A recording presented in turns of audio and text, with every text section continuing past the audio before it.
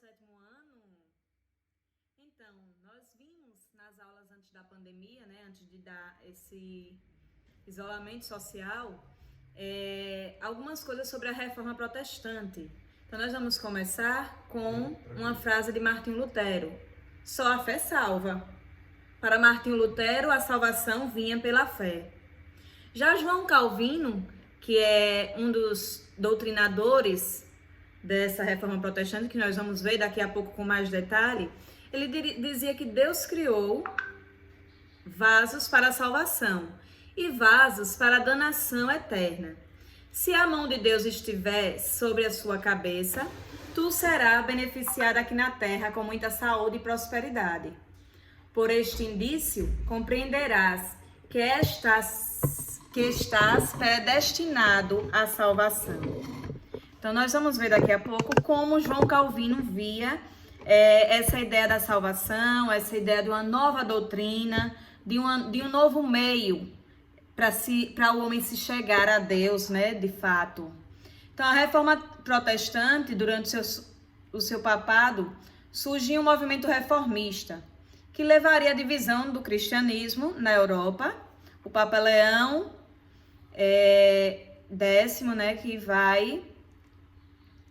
vai estar ocupando o cenário de líder religioso na questão da Igreja Católica, certo? No capítulo 8, vocês podem até acompanhar comigo aí, no livro de vocês, tem uma abertura do nosso capítulo que fala sobre o porquê que os padres não casam. Então, isso é uma decisão, né, do Concílio de Latrão, em 1179, para que os padres não recebam o sacramento do matrimônio. Essa decisão, ela se apoia em trechos bíblicos que evocaram o celibato, o ato de viver sem se cansar, como na primeira carta aos Coríntios. Gente, eu quero só abrir um parênteses aqui para dizer o seguinte, que esse vídeo, eu estarei disponível no momento das aulas de história para a gente tirar dúvida pelo grupo do WhatsApp. Nós apresentamos, como eu falei no folderzinho, primeiro nós vamos apresentar o conteúdo, depois eu vou dar um tempinho para vocês fazerem os exercícios, depois nós vamos corrigir as atividades, ok? E estarei estendendo as atividades com mais algumas perguntas lá no Google Class, que é a sala de aula de história. Então, voltando aqui, é importante lembrar que na Idade Média, a Igreja Católica, no auge de seu poder, acumulou riquezas e terras. Então, temerosa de perder esses bens para os herdeiros, né? Porque quando o homem casa, que forma uma família, ele possivelmente terá herdeiros, que são os filhos, e mesmo que não os tenha, ainda existe a mulher. A instituição julgou ser conveniente a proibição do casamento, o que gerou descontentamento por parte do clero, abrindo espaço para a futura reforma protestante. Apesar da cisão, daquela divisão provocada pelo movimento reformista, a Igreja Católica ela reafirmou suas posições no Concílio de Trento, um dos temas que abordaremos neste capítulo quando formos falar do movimento de contra-reforma, ok? Então, para a gente relembrar aí, a definição de reforma religiosa. Movimento de fiéis insatisfeitos com a Igreja Católica, dando origem a novas religiões cristãs e as mudanças na Igreja Católica, que é o que a gente chama de contra-reforma.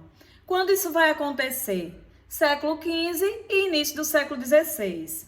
Precisamente nos países da Alemanha, Suíça, França, Inglaterra e Escócia. Quais eram os antecedentes dessa causa? Por que existia tanta insatisfação? O povo estava insatisfeito, mas foi um cara, né, chamado Martinho Lutero, que iniciou esse processo de reforma na realidade, que a gente chama de protestante, mas uma reforma religiosa, porque a estrutura que se vivia naquele tempo dentro do caráter religioso era somente aquela que a Igreja Católica pregava, aquela que vinha lá do sistema feudal, da consolidação da Igreja como a instituição, como a religião oficial do Império Romano e todos aqueles fatores que nós vimos. Então, a insatisfação de reis, de nobres, altos tributos cobrados pela igreja e disputa pelo poder entre o rei e a igreja. Então nós vamos ter alguns reis que vão apoiar Martinho Lutero nessa empreitada do movimento de contra-reforma. Vamos ter também o descontentamento da burguesia, condenação do lucro pela igreja, a usura, porque a burguesia, essa classe ascendente, estava cada vez mais acumulando riquezas e isso gerava uma certa satisfação, porque a igreja queria para ela, a igreja católica queria para ela todo o usufruto do trabalho. Então, para você ser uma pessoa de Deus, você tinha que ser humilde, que doar para a igreja, você tinha que ter uma vida mais regrada. E nós ainda temos também as questões teleológicas. O livre-arbítrio, que nós vamos ver um teólogo chamado São Tomás de Aquino falando sobre isso. Teologia da predestinação e da fé, de Santo Agostinho. E a leitura e interpretação da Bíblia restrita à igreja.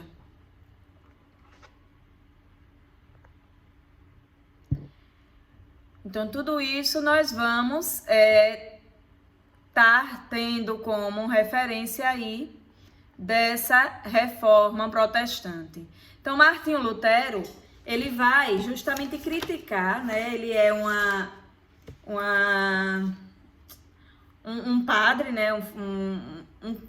Um membro do clero, que ele vai criticar algumas coisas, algumas condutas que a Igreja Católica estava fazendo, estava agindo, algumas formas, algumas maneiras, que ela estava agindo que ele não concordava com aquilo. E uma das principais insatisfações de Lutero era frente à venda da indulgência, que era o perdão dos pecados. A igreja, para construir a Basílica de São Pedro, lá em Roma, né, ela cobrava altos impostos sobre a venda do perdão dos pecados aos fiéis. Então, aqueles que morriam, a família que ficava, pagavam para que aquelas pessoas fossem para o céu. Isso gerou uma insatisfação em Lutero. Outra coisa que estava gerando insatisfação era a questão da venda de objetos sacros. Por exemplo, as lascas de madeira que foram vendidas, dizendo-se ser da cruz de Cristo, dava para construir a Arca de Noé. Imagine só o tanto de lasca. A cruz, que realmente era grande, mas não o suficiente para que desse para construir um barco, como a Arca de Noé, além do crânio de João Batista. Uma pessoa só, foram vendidos mais de 23 crânios de João Batista.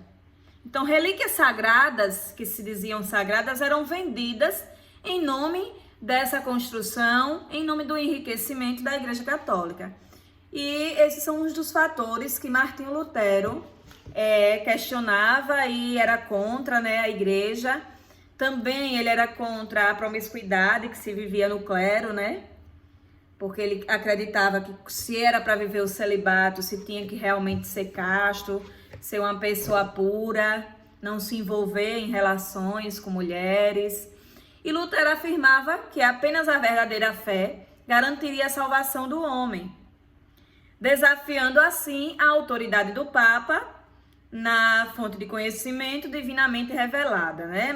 Ele também defende a tradução da Bíblia, porque a Bíblia era escrita em latim e outros países não falavam latim, então como era que o povo ia se comunicar com Deus, ia ter acesso à palavra de Deus se a Bíblia não fosse traduzida? Então ele queria traduzir para outros idiomas que não o latim, tornando-se assim um livro mais acessível. Que mais a gente pode estar dizendo aí nessa revisãozinha para a gente adentrar na parte do calvinismo? Além do luteranismo, nós tivemos também um movimento chamado de anglicanismo. O anglicanismo ele vai acontecer na Inglaterra, quando o rei Henrique VIII queria casar-se novamente, né? E o Papa não permitiu, porque a esposa dele, Ana Bolena, aliás, Catarina de Aragão, ela não tinha mais condições de dar filhos a Henrique VIII. A esposa não lhe concedia um herdeiro para sucedê-la ao trono real. Então o rei pede que anule esse casamento para que ele possa se casar com Ana Bolena, que já era sua amante e já estava grávida dele.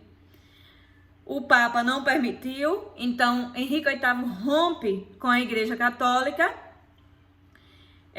casa-se com a Ana Bolena publicamente, que venha a ser reconhecida como rainha em 1533. A igreja anglicana manteve a maioria dos dogmas e a estrutura da Igreja Católica, não existindo a reforma mais profunda dos preceitos do clero. Atualmente, o anglicanismo ainda é a religião predominante na Inglaterra e, inclusive, tem uma posição de destaque dentro da Constituição do país, ok? Então, falando sobre o calvinismo, o que é que a gente pode falar sobre a reforma calvinista? João Calvino, o nome calvinismo vem do seu idealizador, do seu doutrinador, que é João Calvino. Ele foi influenciado pelas ideias luteranas. E por causa das perseguições políticas, religiosas em seu país, refugia-se na Suíça e cria e funda a Igreja Calvinista. A teologia de Calvino, ela foi organizada em 5 pontos principais, conhecidos como 5 pontos do calvinismo. E quais são esses pontos? São digamos que as regras que o calvinista, que aqueles adeptos à doutrina calvinista, tinham que seguir, que iam de contraponto às ideias, às ideologias católicas, e alguma coisinha também contra o luteranismo e o anglicanismo. Então, para Calvino, o culto e as práticas religiosas estabelecidas eram simples, resumindo-se apenas no comentário da Bíblia, preces e cantos. Isso você pode acompanhar comigo na página 51 do nosso livro. Mantinham-se entre os sacramentos somente o batismo e a Eucaristia, celebração em memória da morte e ressurreição de Jesus Cristo. Então, para a Igreja Católica existem 7 sacramentos. No calvinismo, somente 2. Não admitia, assim como os luteranos, o culto à imagem dos santos, né? Porque já vinha aquela historinha de vender as relíquias sagradas, as imagens de santos por alto preço, aquela comercialização do sagrado que a Igreja Católica pregava, que hoje a gente entende, né? Os católicos entendem que não se trata de uma adoração à imagem, mas simplesmente uma veneração, por acreditar que em alguma parte, algum momento da história da humanidade, aquelas pessoas viveram a santidade e são dignas de respeito, de veneração, de admiração por parte de nós. Não se admitia, aliás, não existia um chefe religioso. Os pastores, que eram os ministros do culto, não eram vistos como intermédios entre Deus e os homens, mas como simples fiéis encarregados da pregação. Havia permissão para o casamento dos pastores, pois os calvinistas não concordavam com o celibato. E a fé? Como era que Calvino tratava a fé? Como era que Calvino tratava, na realidade, a salvação? Porque Lutero dizia que a salvação vinha pela fé. Você precisava ter fé e você se dirigia a Deus e com isso você seria um homem salvo. Calvino não. Calvino dizia que a predestinação era que dava ao homem a salvação. Ou seja, o homem já nascia predestinado a ser santo, a ser salvo. Santo quando passa para o outro plano, né? Não estou falando desse plano agora, não. Estou falando de uma santidade de salvação após a morte. Então, para esse reformador, Deus já teria escolhido desde o nascimento os indivíduos que seriam salvos e os condenados à perdição eterna. Outra coisa que Calvino defendia, que os burgueses acharam maravilhoso, foi a questão de que o homem, para se para ser um homem de Deus, um homem para ser prudente, um homem para ser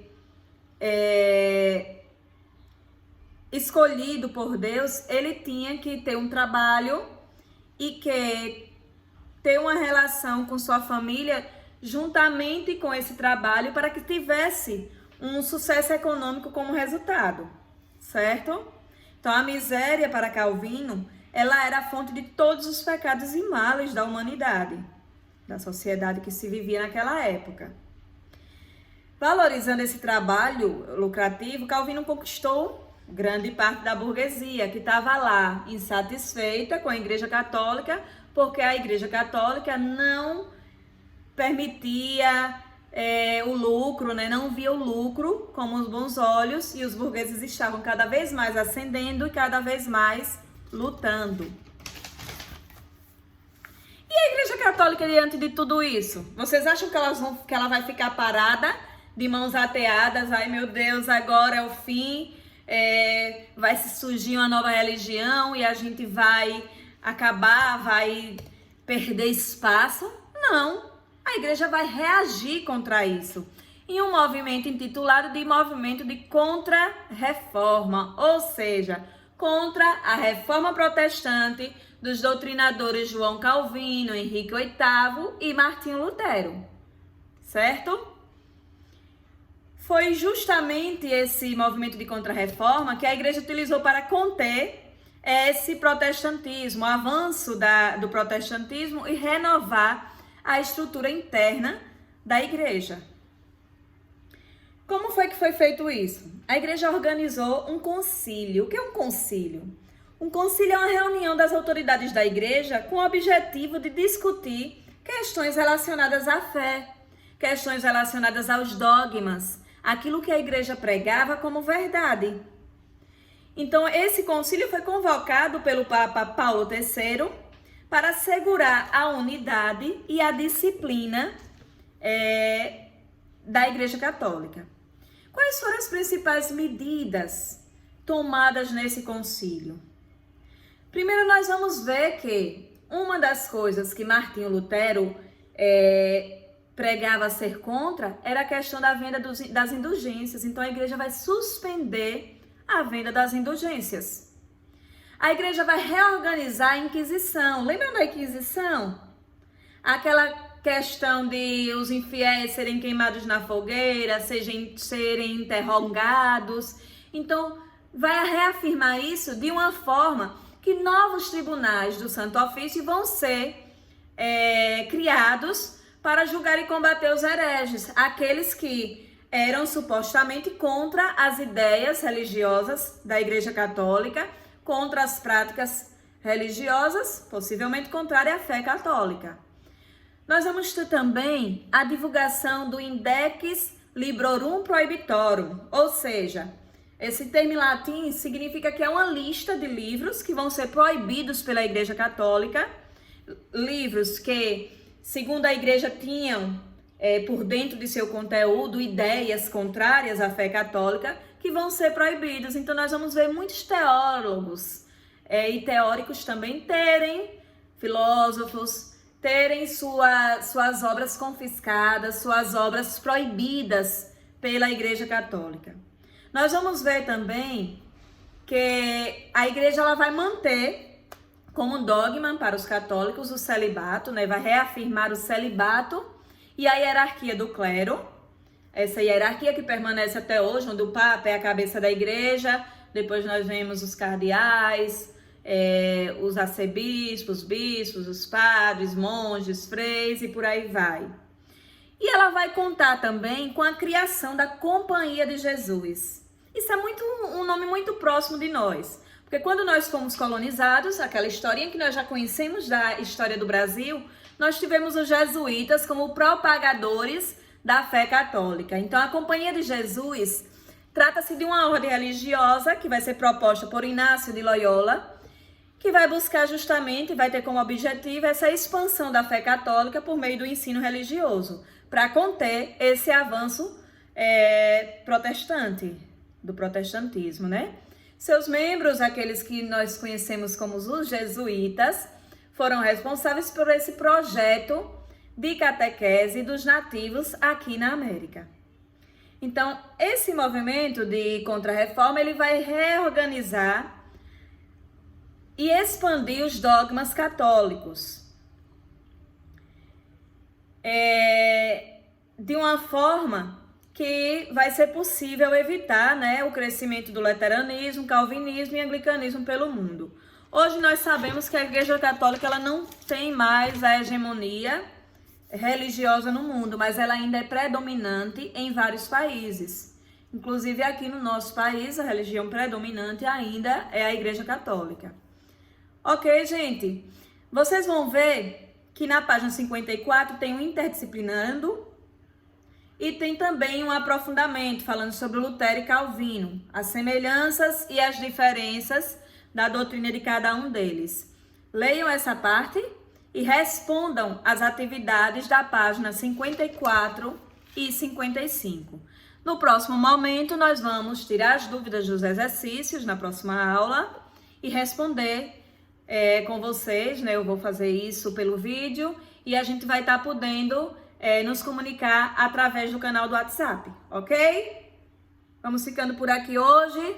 Um grande beijo e até a próxima aula. Tchauzinho!